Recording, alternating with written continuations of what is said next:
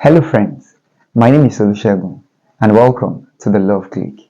So today I have a very interesting topic which I believe will help all of us. So 1 Corinthians 13 verse 4, the first characteristic of love is that it is patient. Love is patient.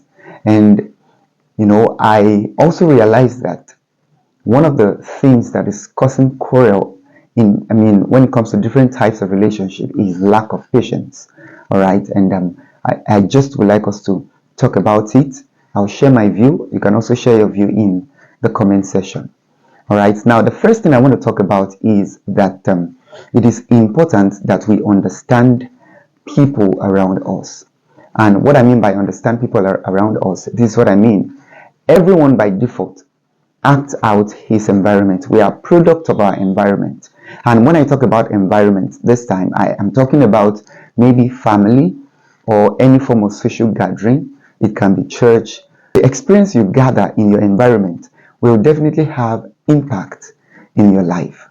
Now, this does not only apply to you, it also applies to that friend of yours. It also applies to that boss of yours. It also applies to anyone you find around your sphere. Okay, so it is very, very important that we understand where that person is coming from, the experience that person has gathered over time.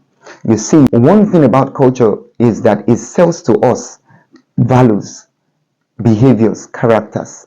All right, and it is until you realize it, you can now say, okay, I want to live with this, or I don't want to live with this.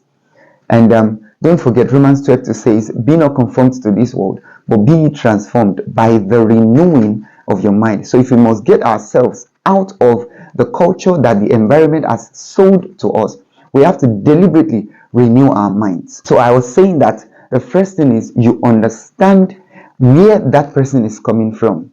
If you are able to lay grasp on that, it will help your patience. So let me give an instance. Consider two friends who work in the same office. All right, consider friend A with his table and friend B with his table. All right, so A likes to arrange the table, everything intact, and B is not like that. It is most likely that A will want to see B as unserious. Meanwhile, what B is eliciting might be a product of his environment. All right, so you wouldn't want to be quick to judge, and you want to be patient with that person. So just consider such a person, you are living with him in your room, in the same room. It is most likely that you get offended with what he is doing, but you have to be patient. Another example I would like to cite is, in marriage, we have a male and a female. There are so many differences. Gender is part of it. But if you want to specifically talk about, the background, the environment they have grown, you can see that the man might be coming from a totally different environment, and the woman the same thing, but both of them are coming to live under the same roof. Definitely what someone has learned for over 20 years, another person over 20 years is already part of them. So you can see you now need to exercise some level of patience by understanding where they are coming from. If you're able to leverage on that, it will help you to see from their perspective, even in the face of argument. Now, another thing I would like to point out is, the Bible says, I will just paraphrase, let those who are strong bear with those who are weak. Bearing with people entails a lot of things, and I'm going to quickly point out some things. All right, one of it is that you pray for them. I cannot overemphasize the effect and the importance of prayer. Okay, everyone that is in your circle is a gift. Okay, and you want to nurture it, you want to invest in them, in that particular friend. All right, so you pray for them. You pray for them. The truth of the matter is, you really cannot by your own self change people.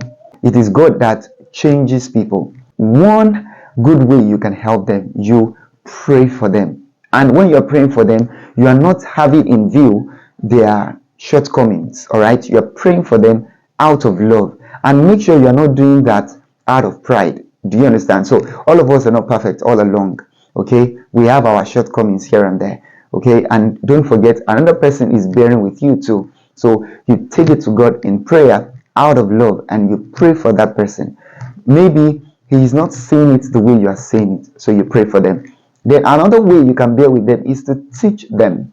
There is this aspect of training. There is the aspect of washing with water by the word. Okay, so you need to teach that person. You need to talk to that person as a good friend. So number 3, do not give up on them. All right, do not let it get to the point where you give up on them.